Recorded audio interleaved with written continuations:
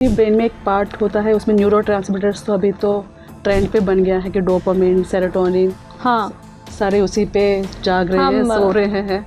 तो उसमें ही एक न्यूरोट्रांसमीटर होता है डोपामिन, जो एक पार्ट ऑफ द ब्रेन में वो कम हो जाता है। उसके कारण जो जो सिम्टम्स बाहर आने लगते हैं। जब तक पेशेंट हमारे पास प्रेजेंट होता है तब तक तो ऑलमोस्ट उसका डिसीज शुरू हुए ऑलमोस्ट 5 to 10 ईयर्स पहले ही शुरू हो जाता है। अच्छा। क्योंकि जब लक्षण बाहर आने लगते हैं तब वो हमारे पास आते हैं। जैसे किसी को कांपना आ गया, बहुत स्लो हो गया, तब पेशेंट हमारे पास आता है। लेकिन उससे पहले ही उनको थोड़े मेमोरी डिस्टर्बेंस कभी कभी आ जाते हैं, कभी कभी उनको कब्ज का प्रॉब्लम, नींद का प्रॉब्लम, वो सब भी होते हैं।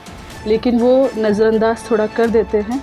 तो उसके बाद जो सिम्टम दिखने लगते हैं वो मोस्टली कांपना और बहुत धीरे धीरे चलना, वो सारे जो सिम्टम आने लगते हैं तो उनको थोड़ा हो जाता है कुछ हमारे अंदर प्रॉब्लम है, शायद दिखा लेना चाहिए करके वो आते हैं। कभी कभी ऐसा भी होता है कि कांपना आता है, थोड़ा स्लो हो जाते हैं।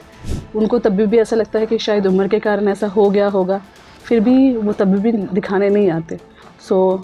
जब वो दिखाने आते हैं ऑलमोस्ट वो जो है 5 to 10 ईयर्स ऑलरेडी लैप्स हो गया होता है। पूरी तरह तो ठीक नहीं हो सकते, लेकिन कंट्रोल कर सकते हैं मैक्स टू मैक्स सब।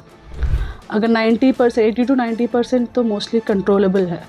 वो भी 5 to 10 ईयर्स कंट्रोल कर सकते हैं। वो लीवोडोपा मतलब 5 to 10 ईयर ट्रीटमेंट के अंदर ही रहना चाहिए। 5 to 10 ईयर्स मोस्टली हम ट्रीटमेंट देते हैं तो उसके साइड इफ़ेक्ट्स जो है आने के चांसेस थोड़े कम होते हैं। जो 5 to 10 ईयर्स ट्रीटमेंट दे दिया तो साइड इफ़ेक्ट्स दिखना ऑटोमेटिकली थोड़ा स्टार्ट होते हैं। तो मोस्ट ऑफ द टाइम जो है वो जो सिम्टम्स आ रहे हैं वो कंट्रोलेबल होते हैं, लेकिन जो दवाई का साइड इफ़ेक्ट्स भी आते हैं कभी कभी, तो उसके टाइम उस समय हमें वो सर्जरीज तक जाना पड़ता है। आज हम बात करेंगे पार्किंसंस डिसऑर्डर के बारे में। इसका शुरुआती लक्षण क्या है, प्रिकॉशन क्या लेना चाहिए, ट्रीटमेंट क्या क्या है, इसके बारे में आज हम बात करेंगे। नमस्कार, मैं मौप्रिया और आज हम बात करेंगे गौरी देवी हॉस्पिटल्स के consultant neurologist doctor Meta Ranjani. Ma'am आपको बहुत बहुत स्वागत है। Hello, I am doctor Meta Ranjani from Gauri Devi Hospital. I am working as a consultant neurologist here. Ma'am, क्योंकि आज हम बात करेंगे पार्किंसंस डिजीज़ को लेकर, तो पहले ही हम जानना चाहेंगे पार्किंसंस डिजीज़ है क्या? पार्किंसंस डिजीज़ बेसिकली एक न्यूरो डिजेनरेटिव डिजीज़ है। उसमें डिसीज़ करके नहीं बोल सकते, इट्स ए डिसऑर्डर। अच्छा। उसमें ये होता है कि ब्रेन में एक पार्ट होता है, उसमें न्यूरोट्रांसमीटर्स तो अभी तो ट्रेंड पे बन गया है कि डोपामिन, सेरोटोनिन, हाँ, सारे उसी पे जाग रहे हैं, सो रहे हैं। तो उसमें ही एक न्यूरोट्रांसमीटर होता है डोपामिन, जो एक पार्ट ऑफ द ब्रेन में वो कम हो जाता है। उसके कारण जो जो सिम्टम्स बाहर आने लगते हैं। तो मोस्टली बेसिक यही होता है पार्किंसन में। इसका शुरुआती लक्षण क्या है जो हम अक्सर अवॉइड करते आए हैं? देखो, जब तक पेशेंट हमारे पास प्रेजेंट होता है तब तक तो ऑलमोस्ट उसका डिसीज शुरू हुए ऑलमोस्ट 5 to 10 ईयर्स पहले ही शुरू हो जाता है। अच्छा। क्योंकि जब लक्षण बाहर आने लगते हैं तब वो हमारे पास आते हैं। जैसे किसी को कांपना आ गया, बहुत स्लो हो गया, तब पेशेंट हमारे पास आता है। लेकिन उससे पहले ही उनको थोड़े मेमोरी डिस्टर्बेंस कभी कभी आ जाते हैं, कभी कभी उनको कब्ज का प्रॉब्लम, नींद का प्रॉब्लम, वो सब भी होते हैं। लेकिन वो नज़रअंदाज थोड़ा कर देते हैं। तो उसके बाद जो सिम्टम दिखने लगते हैं वो मोस्टली कांपना और बहुत धीरे धीरे चलना, वो सारे जो सिम्टम आने लगते हैं तो उनको थोड़ा हो जाता है कुछ हमारे अंदर प्रॉब्लम है, शायद दिखा लेना चाहिए करके वो आते हैं। कभी कभी ऐसा भी होता है कि कांपना आता है, थोड़ा स्लो हो जाते हैं। उनको तब भी ऐसा लगता है कि शायद उम्र के कारण ऐसा हो गया होगा, फिर भी वो तब भी दिखाने नहीं आते। जब वो दिखाने आते हैं ऑलमोस्ट वो जो है 5 to 10 ईयर्स ऑलरेडी लैप्स हो गया होता है। ये हाथ कांपना वो और चलना धीरे धीरे, ये क्यों होता है? जैसे आपको बोला था कि पार्किंसन डिसीज़ में एक पार्ट होता है, जैसे सब्सटेंशिया नाइग्रा करके एक पार्ट होता है, उसमें जो डोपामिन रिलीजिंग जो न्यूरोट्रांसमीटर होता है, तो ऑटोमेटिकली वो जो है न्यूरो डिजेनरेशन मीन्स की सेल्स अपने आप डाई करना या फिर न्यूरॉन्स अपने आप डाई करना। जब वैसे डिजेनरेट होते रहते हैं तो डोपामिन का जो है कंटेंट भी कम हो जाता है। जो हमारे चलने का, जो हमारा बोलने का, जो भी हमारा स्मूथ मूवमेंट होने का, जो कोऑर्डिनेट करने का, वो सब होता है। तो ऑटोमेटिकली वो जो डोपामिन कम होने के कारण जो है ये सारा जो रुकावट आता है, चलने में भी वो स्टार्ट करना चाहते हैं तो वो भी फिर स्टार्टिंग में भी उनको प्रॉब्लम होता है, चलते चलते फिर वो रुक जाते हैं। तो वो भी एक लक्षण है जो डोपामिन कम होने के कारण। तो डोपामिन कम होने के कारण दूसरा जो एसिटाइलकोलिन, जो दूसरे न्यूरोट्रांसमीटर होते हैं, कभी कभी वो बढ़ जाते हैं, तो मिसमैच हो जाता है। तो इसके बीच पेशेंट का जो है ये सारे सिम्टम्स आने लगते। प्रिकॉशंस कुछ ले सकते हैं हम?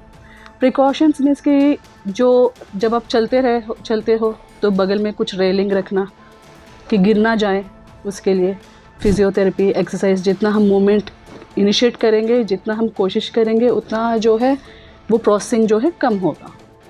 ट्रीटमेंट मोस्टली जैसे बोला है कि उनको डोपामिन कम होने के कारण होता है, तो डोपामिन हमें बाहर से सप्लीमेंट करेंगे तो वो जो है चांसेस ऑफ रिकवरी थोड़ा बढ़ जाता है।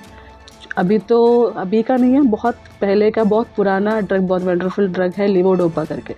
So most of the time जो है लिवोडोपा से स्टार्ट किया जाता है। यंग पेशेंट में थोड़ा अवॉइड करते हैं, ओल्ड पेशेंट में most of the time levodopa he prefer करते हैं। अभी तो एडवांस ट्रीटमेंट्स भी आ गए हैं अपार्ट फ्रॉम लिवोडोपा। बहुत ज़्यादा ड्रग्स है, जैसे एमेटिडिन आ गया, सर्जरीज तक भी जा रहे हैं। इसका पेशेंट बहुत होता है? हाँ, पेशेंट्स तो बहुत होते हैं, लेकिन ये जो है डिजीज मोस्टली जो है उम्र जिनका ज़्यादा होता है, ओल्ड एज के उम्र में ज़्यादा आता है, तो पेशेंट तो है। मतलब यंग एज में नहीं होता है? नहीं होता करके नहीं है, जो यंग एज में होता है वो जेनेटिक कॉज तो नहीं है, वो सब देखना पड़ता है।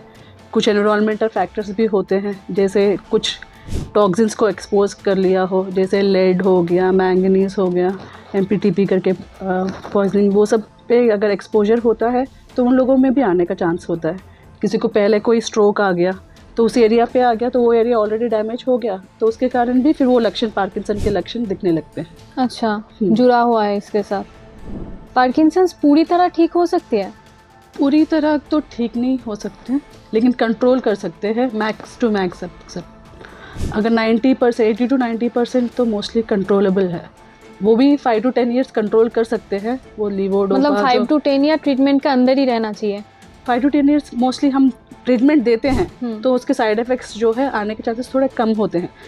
जो 5 to 10 ईयर्स ट्रीटमेंट दे दिया तो साइड इफ़ेक्ट्स दिखना ऑटोमेटिकली थोड़ा स्टार्ट होते हैं। तो मोस्ट ऑफ द टाइम जो है वो जो सिम्टम्स आ रहे हैं वो कंट्रोलेबल होते हैं, लेकिन जो दवाई का साइड इफ़ेक्ट्स भी आते हैं कभी कभी, तो उसके टाइम उस समय हमें वो सर्जरीज तक जाना पड़ता है।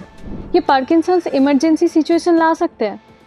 हाँ, इमरजेंसी सिचुएशंस भी आते हैं, जैसे सडनली किसी का जो है बोलना बंद हो गया, किसी का सांस का वो खाते खाते ये सारा ही एकदम से बंद हो गया, तो वो कभी कभी जो है फेफड़ों में भी जाने का डर रहता है, वैसे भी आते हैं पेशेंट।